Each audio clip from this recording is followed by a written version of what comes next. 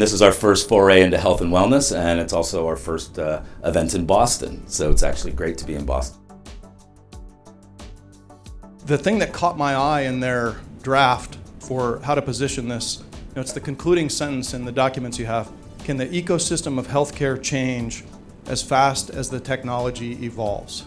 Generally, when we think about decentralization and patient centricity, those are two hashtag words people throw around all the time, and people who don't understand really what's the true meaning behind them. To me, it's always been about bringing access, closer to the patient.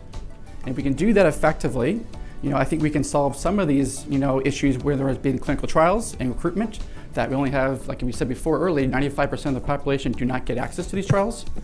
Or it's actually bringing some of these access to healthcare to either rural areas or to patients that don't have access to transportation. In the world, we're digitizing. We're digitizing science, we're digitizing research, we're digitizing banking and transportation, and I think we are digitizing healthcare. We're just, in the early days.